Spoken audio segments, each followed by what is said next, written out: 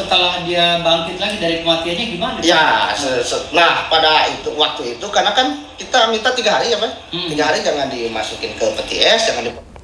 Wow. 3 hari diminta mayat itu tidak masukkan ke lemari es, ditinggal begitu saja. Dengan syariatnya Wawan, yang meninggal itu selama 3 hari akan hidup lagi. Sidratul Muntaha di alam surga, disebutnya alam Sidratul Muntaha. Surga katanya. Udah nyampe surga dia. Halunya luar biasa sampai surga. 7. Nah di situ didoain terus diapain la ilaha illallah. Saya pas masuk ke dalam diri nggak taunya dingin, enak nyaman. Kamu adalah orang yang yang akan memperbaiki kiamat gitu ngomong. Wow, kiamat akan diperbaiki sama orang ini. Aduh. Ada 3, cuma kan orang kalau diambil sama 3 juga sukma hewani atau nabati juga. Hewani nabati. Jadi sudah masuk ke biologi ini ya. Pernyataan yang ini menurut saya. Ini pernyataan. Di Iran tuh gimana ceritanya? Nah, ceritanya udah gitu, udah saya doain buku nasibnya dihapus. Saya masuk buku nasibnya dihapus.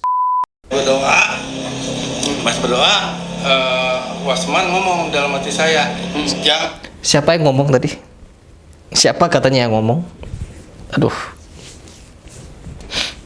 Yang tumbuhan tilupwe ngan asup-asupkan adalah ngan hapus alam kematian di alam Lauhul Mahfuz ya. Gitu ya. Wow. Nyampe Lauhul Mahfuz ya. Wow. Lauhul Mahfuz itu adalah tempat di mana tercatatnya segala rahasia yang disebut dengan takdir, ya. Bagaimana mungkin manusia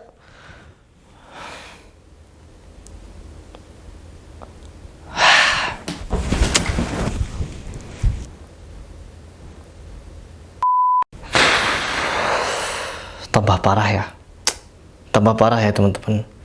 Di mana Firdaus Oibobo ini semakin hari semakin meresahkan tingkahnya ya. Dari awal dia bikin pernyataan, ngajak orang, ngajak beberapa tim, terus ngajak rombongan beberapa dukun. Dan sekarang berkolaborasi lagi dengan dukun yang katanya bisa membangkitkan orang yang mati. Nauzubillah min zalik. Dari cerita Agus Irfan yang menyatakan dirinya berada di barisan Nabi Musa, terus bisa memiliki kekuatan Nabi Sulaiman, memerintahkan jin, memindahkan penyakit manusia ke binatang. Dan sekarang ada lagi dukun atau orang apa ini yang memiliki mukjizat Nabi Isa. Ya Allah. Coba kita lihat seperti apa sih orangnya dan seperti apa pernyataan-pernyataannya. Saya memang langsung membuat videonya ketika saya di-tag oleh teman-teman. Jadi saya bisa bereaction secara langsung dan memberikan tanggapan secara langsung juga. Sedih sebenarnya ya. Namun mau bagaimana lagi. Ya saya bisanya hanya melakukan ini, yaitu memberikan edukasi, memberikan video sesuai dengan keresahan saya agar teman-teman bisa merasa terwakilkan, dan juga bagi saya ini sebagian dari jalan di mana saya menularkan pemikiran saya meskipun itu hanya sedikit. Oke, lanjut kita reaction. Alhamdulillah. Jadi Awan ini pernah punya pengalaman ya. Punya pengalaman, beliau sudah didatangi oleh orang yang di Arab Saudi, TKW Arab Saudi itu udah dianggap meninggal dari sana itu. Udah. Dia Arab Saudi Iran ya. Jadi di Iran itu udah dianggap meninggal oleh dokter sana, oleh dokter Iran. Lalu dikirimlah ke Indonesia ini fotonya kan. Fotonya udah disumpel pakai. Jadi fotonya sudah dikirimkan ke Indonesia, sedangkan mayatnya masih ada di Iran. Lanjut. Kapas segala kan hidungnya. Lalu mau dimakamkan mau dimasukin ke peti es. Mau dimasukin ke peti es. Karena di rumah sakit. Pada saat itu di rumah sakit ya. Gimana ceritanya itu? Jadi ini ada orang yang datang, orang Cikap. Terus tujuannya fotonya dikirim ke orang ini apa? Tujuannya apa? Lanjut. Saya, ini saudara saya udah meninggal. Tapi saya yakin syariatnya Awawan bisa menyembuhkan. Syariat katanya. Syariatnya bisa menyembuhkan. Udah meninggal. Luar biasa. Ya Allah, seolah-olah ini memiliki mukjizat yang diturunkan Allah kepada Nabi Isa. Bisa membangkitkan orang yang sudah mati. Kalau dulu Nabi Isa membangkitkan yang sudah mati di hadapannya langsung. Wah, ini enggak. Ini lebih hebat, lebih luar biasa lagi dari Nabi Isa, yaitu membangkitkan yang mati dari jarak yang jauh, menyeberangi lautan, menyeberangi pulau, menyeberangi negara. Ya Allah, ada orang seperti ini. Lanjut. Ya, saya lihat kan fotonya. Fotonya dilihat cuma. Itu lagi dibawa sama Karuhun. Oh, sama leluhur. rohnya itu di bawah leluhur. Oh, keren. Jadi rohnya bukan dibawa malaikat ya, bukan malaikat maut lagi yang mencabut nyawa, tapi leluhur yang mencabutnya. Ini kita harus percaya kepada rukun iman. Mereka mau berkata bahwa mereka percaya pada rukun iman, tidak. Ya, rukun iman itu apa? Ya, kita harus meyakini adanya malaikat. Bahwa di dalam Al-Quran, di mana nyawa hamba ini, nyawa manusia ini hanya di tangan Allah, dan Allah hanya memerintahkan malaikat untuk mencabut nyawa, bukan leluhur. Ya, bukan leluhur. Bagaimana mungkin orang zaman akhir ini bisa menyebutkan hal yang neko-neko seperti ini? Dapat dari mana hukum? Dapat dari mana pengetahuan? Syariat, apa syariat? Geram terkadang saya. Lanjut. Iya, sama leluhur. Terus Tapi kan sukmanya kan banyak, itu ada 9. Ya. Duh. Oh, jadi sukma atau nyawa manusia itu ada 9 katanya. Mulai kapan ya? Mulai kapan manusia itu punya nyawa 9? Mulai kapan? Hukum dari mana? Pengetahuan dari mana? Sains dari mana? Kenapa saya menyebutkan bahwa dunia supranatural, supra tidak natural atau dunia mistis ini adalah dunia halu-halu? Karena perkataannya tidak sesuai dengan syariat. Perkataannya tidak sesuai dengan ahlu sunnah. Pernyataannya tidak sesuai dengan Al-Quran dan Al-Hadis. Al-Quran mengatakan tidak ada seorang pun yang bisa mengetahui hal yang gaib kecuali Allah Subhanahu wa Ta'ala. Dan dalam Al-Hadis tidak ada seorang pun yang akan dibenarkan ketika orang itu mendatangi arraf. Apa arraf? Dukun dan supranatural yang bergerak di bidang peramal dan lain sebagainya, sehingga apabila seorang muslim itu datang kepadanya, maka dia telah ingkar kepada Al-Quran diturunkan kepada Nabi Muhammad. Ingkar apa? Kafir. Golongan Firdaus ini, orang yang diajak berkumpul, diajak berbicara, diajak ke podcast-podcast oleh Firdaus adalah orang-orang yang bisa meramal. Firdaus juga bisa meramal katanya. Meramal masa depan. Nabi Muhammad pun tidak pernah meramal. Nabi Muhammad yang kalian ikuti, yang kalian bilang akan mengikuti jejak Rasul itu, Rasulullah SAW tidak pernah meramal masa depan. Karena apa? Yang tahu masa depan adalah hanya Allah Subhanahu wa Ta'ala. Karena itu adalah perkara yang gaib. Kalian mengatakan bahwa kalian mengetahui hal gaib, bullshit. Ya, omong kosong. Omong kosong. Nabi Muhammad itu bukan melihat masa depan ya. Tapi Nabi Muhammad hanya mengatakan, memberi pernyataan, tanda-tanda akhir zaman. Bukan melihat di akhir zaman akan ada ini, akan ada itu. Tidak. Nabi Muhammad hanya mengatakan, apabila sudah ada tanda-tanda ini, maka kiamat sudah dekat. Itu bukan Nabi Muhammad meramal. Beda dengan kalian. Ada lagi satu ini, bisa membangkitkan orang yang mati dari jarak jauh lagi. Maaf ya teman-teman, saya agak emosi. Lanjut, kita dengar lagi seperti apa pernyataan dia berikutnya. Ada 3, cuma kan orang kalau diambil sama 3 juga, sukma hewani atau nabati juga. Hewani nabati. Jadi sudah masuk ke biologi ini ya. Sukma hewani, sukma nabati. Pernyataan yang ini menurut saya. Ini pernyataan. Mulai kapan manusia punya nyawa hewani, nyawa nabati? Dari mana itu hukumnya? Dari mana itu pengetahuannya? Geram saya. Mujizat tidak akan turun lagi. Mujizat tidak akan diturunkan lagi. Karena ditutup pintu mujizat itu oleh Allah Subhanahu wa Ta'ala ketika Nabi Muhammad diutus sebagai nabi terakhir. Ya. Kalian bertingkah berlagak seolah-olah seperti nabi kalian ini. Dukun-dukun yang menyesatkan ini. Pernyataan kalian menyesatkan. Pernyataan kalian sangat berbahaya apabila didengar oleh orang-orang yang awam. Sangat berbahaya. Apalagi bilang ada nyawa nabati, nyawa hewani. Seolah nyawa-nyawa itu berasal dari tumbuhan, dari daging-daging binatang seperti itu. Kacau. Lanjut. Dan akan berhenti kan, tapi dengan izin Allah. Izin siapa? Lanjut. Nggak jelas dia ngomong. Nabati juga darah akan berhenti kan, tapi dengan izin Allah.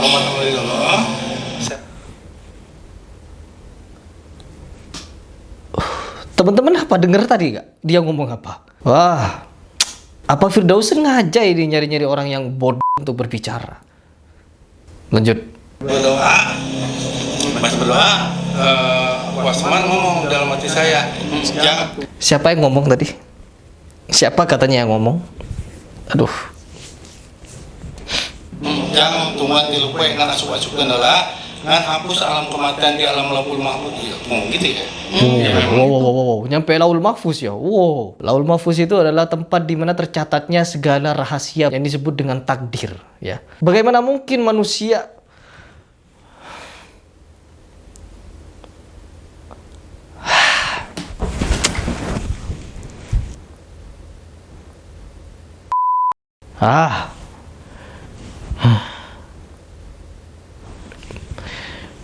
mau dilanjut, kesel, geram dengernya.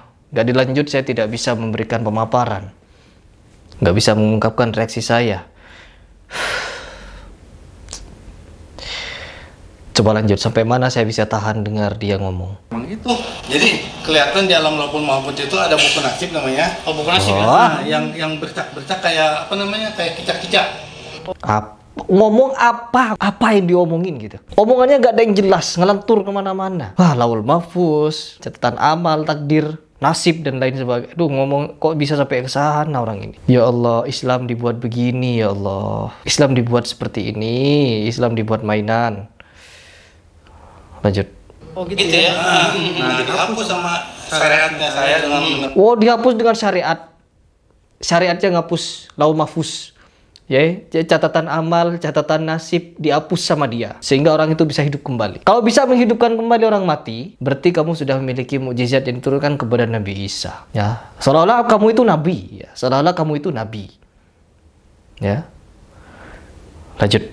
dengan wasma dihapus, dibikin satu kontrak yang kayak inilah, kayak bencana lah. Pokoknya awan itu pada saat itu ngadain ritual atau apa? Enggak, begini aja saya mah. Enggak, begini saja saya mah. Udah bisa. Kalah Nabi Isa ke orang ini. Di luar nalar ini. Ini sudah di luar nalar ini. Coba saya tantang. Itu kan baru meninggal Ratu Elizabeth tuh di Inggris. Coba hidupkan kembali ya. Barangkali nanti bisa diangkat sebagai apalah di sana karena sudah membangkitkan orang yang sudah mati. Lanjut ya ini.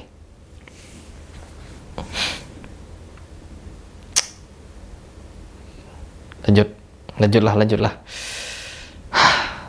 Greget nih. Ritual. Oh, melihat fotonya aja ya. Nah, gitu. Oh, lalu akhirnya mayatnya dibawa ke sini dong. Entar dulu, pas dimasukin semua kan sukmanya, buku nasibnya dihapus. Dia ngapus buku nasibnya orang. Dia ngapus nasibnya orang. Jadi nasib orang yang sudah mati dia hapus dan dia rombak lagi. Dia refresh kembali. Dia setel ulang kembali. Sehingga orang itu bisa hidup kembali. Keren kan? Keren dunia dukun. Pokoknya golongan Firdaus ini orang-orang yang dan halu, di mana dia memperselisih Al-Quran terus-menerus, memberikan pernyataan yang di luar logika, memberikan pernyataan yang bodoh, memberikan pernyataan yang tidak jelas, sesat dan menyesatkan. Ya, saya berbicara seperti ini biar kalian dengar semua, biar kalian tahu, biar saya bisa meluapkan apa yang menjadi keresahan saya. Dan ini bisa sampai ke semua orang dan terlebih kepada orang-orang yang punya kekuasaan, punya kekuatan untuk bertindak secara langsung kepada orang ini. Kalau saya apa? Saya hanya praktisi bela diri yang tidak rela Islam dibuat mainan seperti ini oleh para dukun ini, peramal ini, pembodohan publik ini. Lanjut. Ya, memang sih sebenarnya buku nasib dihapus itu bertentangan dengan takdir Allah ya. Tapi kalau Allah memberikan satu keistimewaan pada saya,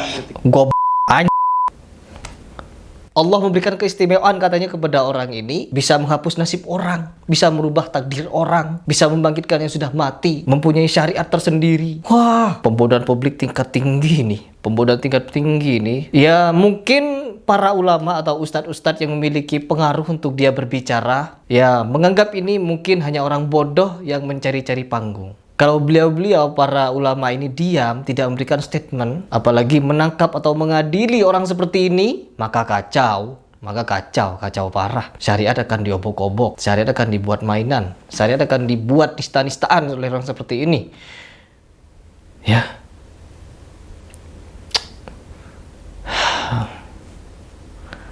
Sekarang Firdaus ini memiliki nama, memiliki algoritma ya. Nah, dan sekarang dia membuat ulah-ulah, mendatangi orang-orang yang halu untuk berstatement, untuk memberikan pernyataan yang dimana itu bertentangan dengan syariat Allah. Dia memiliki syariat tersendiri katanya. Bodoh kan? Lanjut. ketika ketemu dengan Syekh Bogor dijalani para wali Allah, saya ketemu dengan malaikat. Dia bertemu sama orang yang sudah meninggal, Syekh Abdul Qadir Jailani katanya. Semua perkataannya tidak masuk ke logika. Semua perkataannya tidak bisa masuk ke nalar pikiran saya. Semua perkataannya adalah halu tingkat paling tinggi. Tinggi banget, tinggi sekali. Dimana ketika orang ini berbicara, seolah-olah itu perkataannya sudah di luar nalar. Perkataannya sudah nggak jelas, nggak karu-karuan. Dan kita harus mendengarkan dia ngomong. Ya. Saya akan mewakili perasaan teman-teman. Saya akan meluapkan apa yang teman-teman rasakan ketika mendengar dia bicara. Ya, lanjut dulu. Sidratul Muntaha di alam surga, disebutnya alam Sidratul Muntaha. Surga katanya. Udah nyampe surga dia. Halunya luar biasa sampai surga. Ketujuh, nah di situ didoain terus diapain la ilaha illallah. Saya pas masuk ke dalam diri nggak taunya dingin, enak nyaman. Kamu adalah orang yang yang akan memperbaiki kiamat gitu ngomong. Wow, kiamat akan diperbaiki sama orang ini. Aduh. Gimana teman-teman? Saya tidak pernah mereaction separah ini ya. Gus Irfan tidak separah ini. Ini jauh lebih parah dari Gus Irfan. Lebih parah lagi dari semua dukun-dukun yang pernah saya react dari kemarin-kemarinnya. Rara menurut saya itu adalah yang paling halu. Ini jauh lebih halu lagi. Ini jauh lebih parah lagi daripada Rara. Luar biasa. Lanjut. Kiamat siapa? Enggak, ini ceritanya pada saat dulu Wawan baru mendapatkan wangsit atau saat sekarang mau ngobatin gitu? Oh, wangsit zaman dulu. Zaman dulu ngomongnya gitu. Oh, ngomongnya Awan ditunjuk untuk ya. Oh. Karena kiamat udah orang-orangnya akan bisa memperbaiki gitu. Lalu cerita Wawan menghidupkan kembali orang yang udah meninggal di Iran tuh gimana? Oh, berarti kiamat tidak terjadi karena dia ya. Jadi dia karena gara-gara dia kiamat gak jadi-jadi. Jadi dia memperbaiki kiamat. Ya Allah, ya Allah. Tidak akan ada manusia yang tahu kapan kiamat itu akan terjadi. Dan tidak akan ada manusia siapapun diberikan kelebihan setelah para nabi. Kenapa saya mengatakan demikian? Di dalam Al-Quran sudah jelas. Di surat Al-A'raf ayat ke-187. Sesungguhnya pengetahuan tentang hari kiamat itu hanyalah di sisi Allah. Ya, tapi manusia tidak akan ada yang pernah bisa mengetahuinya. Tidak akan ada yang bisa mengetahuinya. Hanya Allah. Dan tiba-tiba di zaman akhir ini, orang yang tidak jelas ini, mengucapkan bahwa dia bisa memperbaiki kiamat. Seolah-olah dia memiliki kendali untuk kiamat itu tidak terjadi.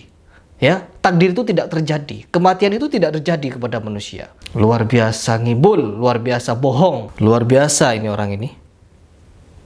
Lanjut. Orang yang udah meninggal di Iran tuh gimana ceritanya? Nah, ceritanya udah gitu, udah saya doain buku nasibnya dihapus. Saya masuk. Buku nasibnya dihapus. Wow, semudah itu ya. Manusia zaman akhir ini, dukun-dukun ini bisa mengubah nasib orang. Kalau nasib kematian saja bisa dirubah, coba rubah nasib semua manusia untuk tidak menderita hidup di dunia. Ya. Paling tidak, ini secara tidak langsung dia mengatakan bisa merubah nasib. Ya, bisa merubah nasib. Kematian saja bisa dirubah nasibnya. Coba gores tangan dia. Saya akan memberikan tantangan kepada Anda ya. Saya akan memberikan tantangan kepada Anda. Saya akan menggores tangan Anda dengan pisau dan kembalikan nasib itu. Seolah-olah tangan Anda tidak pernah disayat pisau. Kematian saja bisa dikembalikan lagi, apalagi hanya sayatan ya. Atau dicolok matanya pakai jarum ya, cabut lagi. Dan hilangkan bekas jarum itu. Karena apa? Itu sebagian dari nasib ya. Hilangkan nasib itu. Jadi ini tantangan. Ini tantangan. Saking saya keselnya ini. Atau saya akan menyembelih binatang dan hapus nasib binatang itu agar hidup kembali. Ya, seperti itu. Gila. Lanjut. Dan sukmanya, alhamdulillah. Ntar tunggu. Ya Allah, dia menyebut kalimat Allah terus dengan kebohongannya. Tunggu 3 hari, jangan masukkan ke pikiran. Oh, berarti meninggal selama 3 hari. Jadi sudah meninggal beberapa hari ya, namun dia hidup kembali gitu. Gila, gila. Ada ya orang seperti ini ya. Ini lebih halu ini daripada Rara ini. Lanjut. Jangan. Nyawanya udah gak ada tuh. Menurut keluarga nyawanya udah gak ada, udah gak ada napas. Udah gak ada napas. Kata dokter udah. Oh, udah dikasih kapas segala. Iya. Oh, udah dikasih kapas. Masya Allah. Badannya udah dingin biru. Iya, udah dingin, udah gimana? Matilah. Matilah. Nah, udah gitu Semar ngomong dalam hati. Jangan. Oh, Semar. Semar katanya ya. Apa itu Semar? Dan ngomongnya juga pakai bahasa dia lagi. Lanjut. Bantil kue. Tunggu 3 hari gitu. Semar itu siapa? Ya yang saya dalam arwah yang membisikkan lah, yang membimbing dia itu gitu. Oh, Semar katanya yang membimbing dia ya. Ya Allah, ada orang seperti ini ya Allah. Dia udah tua, udah mau mati ya, udah mati. Kenapa halunya makin parah? Oh, ada yang lebih tua. Bang Ridwan juga lebih tua, tapi halunya gak selesai-selesai. Duh, gimana ini? Semakin manusia itu sesat ya, semakin manusia itu melakukan banyak kemusyrikan, kesyirikan ya. Dia bekerja sama dengan makhluk yang namanya jin, maka akan selamanya dia disesatkan ya, selamanya. Lanjut. Nah, udah gitu pas 2 hari nelfon ke itu ke Budi, si orang meninggal itu. Katanya itu alamat apa namanya? Itu siapa itu? Setelah hari Kamis pengobatan gitu Pak ya, hari Kamis, Jumat, dan Sabtu itu ada telepon jam 9 malam Pak ya ke saya. Jarak 3 hari. Baru ya, namanya nomor luar negeri ya, angkat ya. Halo, Assalamualaikum Pak, Waalaikumsalam. Apa ini anak buah Firdaus? Apa ini komplotan Firdaus untuk mengarang-arang cerita sehingga membuat dunia heboh, membuat Nusantara heboh dan ulama-ulama diam, ustadz-ustadz diam. Ada beberapa ustadz contohnya seperti Ustadz Dery Sulaiman, Ustadz Faizar. Baru-baru ini Gus Miftah memberikan pencerahan meskipun hanya beberapa kali. Kalau saya tiap hari kayaknya, saya tiap hari meskipun saya bukan ustadz, saya berusaha tiap hari untuk memberikan pencerahan karena saya memang dari dulu, dari tahun 2013 lalu saya sudah melawan orang-orang seperti ini secara lisan, secara langsung. Saya berdialog langsung dengan orang-orang seperti ini, berdebat langsung. Dan apa yang mereka lakukan? Berdebat dengan hawa nafsunya, berdebat dengan akal halunya. Tidak pernah mereka menunjukkan dalil, tidak pernah mereka berlandasan kepada Al-Quran dan hadis, melainkan dengan hawa nafsunya, dengan pikirannya sendiri. Mereka mencari-cari hukum sendiri, mereka membuat hukum-hukum sendiri. Bahkan beberapa atau sebagian dari mereka, orang-orang yang pernah saya temui ini adalah mereka tidak taat syariat, tapi mereka mengaku sok mengetahui yang goib-goib. Saya memang marah ini, terbawa dari pertama mendengarkan dia ngomong sampai sekarang saya masih marah, emosi sekali. Lanjut. Ini saya yang kemarin meninggal, saya kan kaget. Orang yang sudah meninggal langsung tahu, langsung nelpon. Wow, siapa orang ini? Masa orang meninggal ini bisa telepon katanya. Jangan-jangan bawa ke kuburan bawa HP gitu kan. Alhamdulillah, izin Allah, syariatnya dari Awawan. Syariatnya dari Awawan. Oh, dia punya Ya Allah, apa syariat? Apa syariat? Tahu gak apa itu syariat? Mulai kapan syariat bisa membangkitkan orang mati? Mulai kapan syariat ini bisa merubah nasib yang telah ditetapkan oleh Allah Subhanahu wa taala? Kematian hanya Allah yang tahu kapan itu datang.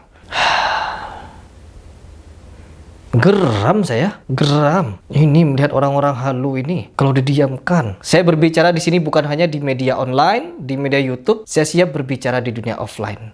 Ya, kapanpun. Karena saya memang benci dunia perdukunan. Saya tidak harus menunggu ilmu saya tinggi. Saya tidak perlu menunggu saya harus hafal Al-Quran 30 juz dulu. Ketika saya tahu kebenaran, ketika saya bisa berpikir dengan secara logis, berpikir secara ilmiah, berpikir secara syariat, berlandasan hukum Al-Quran dan Al-Hadis, maka saya tidak takut untuk menghadapi apapun. Ini prinsip saya. Saya tidak pernah takut. Jangankan hanya berdebat omongan, mati pun saya tidak takut. Ya, mati pun saya tidak takut.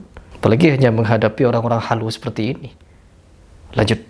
Saya hidup kembali dan dia rasakan apa pada saat dia meninggal? Nah, ya itu yang dia rasakan itu katanya dia itu seperti di bawah ke satu tempat, ada satu pohon, nah di depannya itu seperti danau, nah itu dia duduk di situ, nah dia itu melihat seperti Na'udzubillahi min zalik. kakek neneknya, saudara-saudara. Nah, ini yang disebut dengan leluhur katanya. Jadi arwah yang meninggal itu diambil oleh leluhur dan dibawa ke danau katanya. Bertemu dengan leluhur-leluhurnya. Wow, kasih tepuk tangan. Jadi bukan malaikat lagi ya. Berarti mereka punya istilah lain di dalam pencabutan arwah manusia. Jadi mereka memiliki definisi sendiri mengenai malaikat. Ya, seperti itu. Mereka ini dukun adalah mereka yang melawan ketentuan Allah Subhanahu wa taala. Coba kita lanjut lagi dengarkan orang yang bodoh ini ngomong. Dia udah meninggal, cuma nggak melihat ke dia katanya. Nah kan dia juga merenung, kok itu saudara-saudara saya panggil-panggil nggak ini katanya gitu. Cuma tempatnya enak, sejuk katanya. Cerita dia itu. Nah kalau dari pandangan Awawan ya itu yang disebut alam leluhur. Tapi belum alam surga itu. Alam. Segitu gampangnya masuk surga. Segitu gampangnya ya kalau bagi orang-orang seperti ini. Alam surga katanya. Apalagi tadi si AA Wawan ini pernah ngomong sudah sampai ke surga katanya. Kan bodoh. Lanjut. Alam leluhur dengan alam surga itu beda. Nah, itulah subhanallah ya, itu Allah Maha Kuasa, itu alam leluhur aja segitu nyamannya. Iya. Balik lagi berarti dari kehidupan. Alam luhur ini apa ini?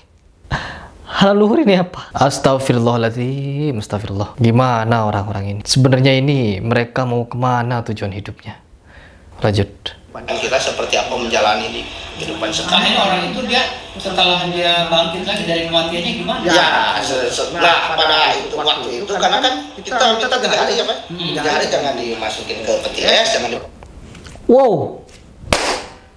3 hari diminta mayat itu tidak masukkan ke lemari es, ditinggal begitu saja. Dengan syariatnya Wawan, yang meninggal itu selama 3 hari akan hidup lagi. Ya. Gimana ini? Lanjut dulu. formalin dan sebagainya. Cuma memang sudah dikasih kapas. Nah, pas mau dimandiin, nah itu dia seperti ada yang narik, langsung berteriak Allahu Akbar. Wah, itu suster pada lari dari kamar jenazah itu, kaget dia juga. Pada saat mau dimandiin di Iran itu. Di Iran itu. Nah, setelah dia bangun itu ya langsung telepon ke saya gitu waktu itu. Oh, dia kaget juga. Kaget juga dia juga. Padahal keluarganya udah ini. Ya, dari kesaksian. Yang ngomong itu siapa? Yang bicara itu siapa? Yang lari itu kemana? Kok bisa-bisanya langsung nelpon dia? Kronologinya bagaimana gitu? Oh ya Allah, kebohongan yang nyata. Ini yang disebut dengan kebohongan yang nyata. Lanjut. Katanya kayak tidur sekitar 8 jam katanya, padahal 3 hari. Oh, 3 hari? Kalau kata dia itu tidak cuma sebentar sih, kata dia juga kan. Allah. Luar biasa. Jadi gimana cara Wawan itu mengobati beliau lah, katakanlah gitu. Jadi hanya itu aja, dilihat foto aja. Dilihat foto, terus semuanya dimasukin semua. Izin Allah, rahmatullahi Allah. Ya Allahu Akbar, ya Allah. Seolah-olah orang ini memegang roh manusia. Apa kata Allah di dalam Al-Quran? Dimana ketika manusia mati, ketika dia mati, ya, putus segala perkaranya dengan dunia. Putus segala perkaranya di dunia. Mainkan 3 perkara. Yang pertama, amal jariyah. Terus yang kedua, anak yang soleh. Terus yang ketiga, ilmu yang bermanfaat. Di samping hal itu, ketika Allah sudah menetapkan bahwa manusia itu mati, tidak akan pernah lagi dia ada hubungannya dengan dunia. Bagaimana mungkin rohnya bisa datang ke orang? Ini kita sebagai muslim ya, saya akan memberikan wawasan, saya memberikan pandangan saya sebagai seorang muslim kepada teman-teman sekalian, bahwa sebagai muslim, yaitu perkara manusia setelah mati hanya 3 hal yang akan berjalan terus menerus, bukan malah rohnya atau bagaimanapun jiwanya itu gentayangan. Na'udzubillahi min zalik. Bahwa di dalam Islam ada di dalam Al-Quran surah Al-Mutaffifin ayat 7 dan ayat ke-18, yaitu dimana disebutkan bahwa ketika orang itu meninggal, ya, maka rohnya akan ditempatkan sesuai dengan amalnya di dunia, yaitu di tempat yang disebut dengan Iliyin dan Sijin, yaitu ketika manusia itu mati, bahwa arwahnya akan ditempatkan di tempat sesuai dengan amalnya. Ya, tidak akan ada manusia yang bisa tahu di mana itu tempatnya. Dan ini seolah-olah dia yang megang rohnya. Dia menjadi Tuhan. Orang ini menjadi Tuhan. Tuhan versi Muslim. Bisa megang roh. Bisa memasukkan lagi roh yang sudah pergi. Masya Allah. Saya kemarin membuat reaction kepada pernyataan Rara, sudah emosi. Saya kira Rara itu adalah orang yang paling halu sudah. Ini lebih halu lagi. Ini kalau bisa membangkitkan Ratu Elizabeth, ini luar biasa. Orang ini bisa diangkat jadi menteri atau apa ini di negeri Inggris sana. Lanjut. Wasjin jati yang waras, kalawan kudrat irodatnya Allah. Gitu doang orang mati bisa hidup. Ya Allah. Ya Allah, na'udzubillahi min zalik. Dah cukup. Akhir zaman.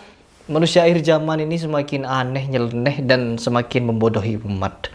Kalau kita mendengarkan atau melihat orang-orang yang berada di sekitar Firdaus ini, mereka adalah orang-orang yang berlagak seperti Nabi. Mereka adalah orang-orang yang berlagak seolah-olah dia Tuhan. Seolah-olah dia memiliki kunci-kunci kegoiban. Ya, sedangkan dalam Al-Quran sendiri jelaskan bahwa yang memegang kunci yang goib-goib adalah Allah saja. Tidak ada manusia yang bisa, tidak tidak ada yang mampu. Orang-orang ini, dukun-dukun ini merasa mereka memiliki kemampuan, kelebihan, mukjizat dan lain sebagainya sehingga mereka bisa melakukan apa yang mereka mau. Rara bisa mengontrol cuaca, bisa mengontrol dunia, bisa mengontrol gempa dan lain sebagainya sampai ke petir-petir. Terus Gus Irfan bisa memindahkan penyakit, penyembuhan dari manusia ke binatang. Terus yang satunya lagi Raden itu bisa meramal masa depan, dan yang satu lagi bisa membangkitkan orang mati. Kemampuan, kelebihan yang mereka miliki itu adalah kelebihan yang dimiliki Nabi. Kemana ini para ulama ini? Ada beberapa golongan orang ketika melihat penistaan agama, mereka paling depan untuk saling melaporkan, untuk saling menjatuhkan. Sekarang benar-benar ada orang yang sangat menista ini. Kemana orang ini? Kemana orang yang memiliki kekuatan ini? Kok malah diem? Sedangkan saya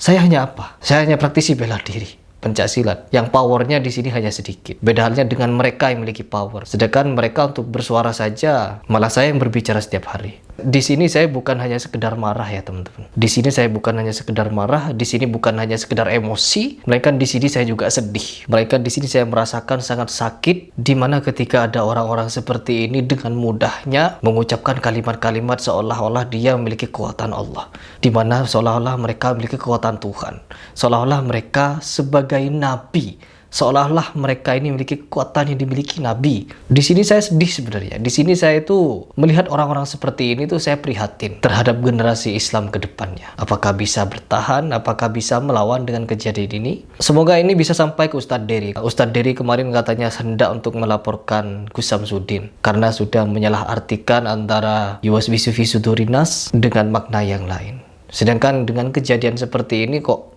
seperti diam gitu. Apa saya yang kurang update?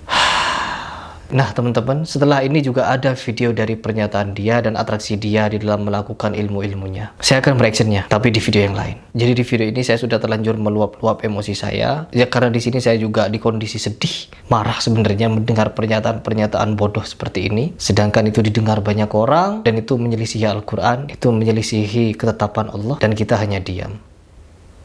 Kita hanya diam. Setidaknya saya meskipun hanya memiliki power sedikit, saya berbicara.